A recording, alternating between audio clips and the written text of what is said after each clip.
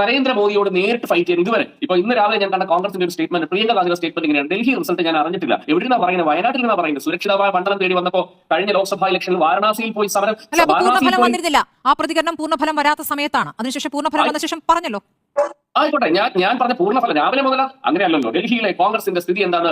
ഒരു പ്രിയങ്ക വയനാട്ടിൽ ഇരിക്കുന്നവരുടെ ഉന്നതമായ നേതാവ് 10 മണിയായിട്ട് അറിഞ്ഞിട്ടില്ലെന്നൊക്കെ പറഞ്ഞാൽ ഞാൻ പറഞ്ഞത് അത്ര പ്രതീക്ഷ പോലും ഇല്ലാത്ത സാഹചര്യത്തിൽ അവിടെ ഡൽഹിയിൽ കോൺഗ്രസ് എന്ന് പറയുന്ന പ്രസ്ഥാനം ഇല്ലായ്മപ്പെട്ടു പോയ സാഹചര്യത്തിൽ ഈ ആഗോളതലത്തിൽ ഓൾ ഇന്ത്യ തലത്തിൽ ഈ പറയുന്ന ഭരണഘടന എടുത്തു വെച്ച് ഭരണഘടനാ മൂല്യങ്ങളെ എല്ലാ തരത്തിലും ആക്രമിക്കുന്നു, അതിനെ എല്ലാ തരത്തിലും വരിഞ്ഞു കൊടുക്കുന്നു, നാഴിക്ക് 40 വട്ടം പറയുന്ന സാഹചര്യം എങ്ങനെയാണ് കോൺഗ്രസ് ഉണ്ടായത്? കോൺഗ്രസിന് അറിയാം ഈ പറയുന്നത് പോലെ നരേന്ദ്രമോദിക്കെതിരെ ഡൽഹിയിലല്ല ഇന്ത്യ സഖ്യത്തിന് മുൻപന്തിയിൽ പോരാടിയ വ്യക്തിയാണ് അരവിന്ദ് കേജ്രിവാളെന്ന് അറിയാം. പക്ഷേ ഡൽഹിയിലേക്ക് വരുമ്പോൾ കേവലമായിട്ടുള്ള ചുരുക്കു മാത്രം ഹരിയാനയിൽ തോൽപ്പിച്ചു, ഹരിയാന ഗോവയിൽ തോൽപ്പിച്ചു. അതുകൊണ്ട് ഒരു നയം ഞാൻ ഒറ്റ സ്റ്റേറ്റ്മെന്റോട് പറഞ്ഞുകൊണ്ട് അവസാനിപ്പിക്കാം. അതായത് നമ്മുടെ ഈ നാട്ടിൽ ഇപ്പോൾ പ്രണയപ്പകയുടെ ഭാഗമായിട്ട് ചില കൊലപാതകങ്ങൾ നടക്കുമ്പോൾ പോലീസുകാർ പ്രതികാരം പോലീസുകാർ പറയുന്ന സ്റ്റേറ്റ്മെന്റ് ഉണ്ട്. ആ കേസ് എന്ന് പറയുന്നത് നിന്നെ കൊല്ലും ഞാനും ചാവും. ഇതാണ് എടുത്തത്. പക്ഷേ അവിടെ കോൺഗ്രസിൽ നിന്ന് എന്താണ് പ്രതീക്ഷിച്ചത്? വിനോദ് മാത്യു വിൽസൺ സഖ്യത്തിൽ മത്സരിക്കേണ്ട എന്ന തീരുമാനം ആദ്യം വന്നത് ആം ആദ്മി പാർട്ടിയിൽ നിന്നല്ലേ?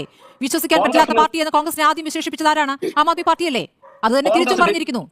കോൺഗ്രസ് ഡൽഹിയിൽ മത്സരിക്കേണ്ടത് ഞങ്ങൾ ആരോടും പറഞ്ഞിട്ടില്ല. അതല്ല, നിങ്ങൾ സഖ്യത്തിലാകേണ്ടതില്ല എന്നുള്ള തീരുമാനം ആദ്യം വന്നത് നിങ്ങളിൽ നിന്ന് തന്നെയാണ്. പിന്നെ ഇപ്പോൾ കോൺഗ്രസിനെ ഈ ഘട്ടത്തിൽ പഴിക്കുന്നതിന്റെ കാര്യം എന്താണെന്ന് മനസ്സിലാവുന്നില്ല. അതൊന്ന് വ്യക്തമാക്കാം.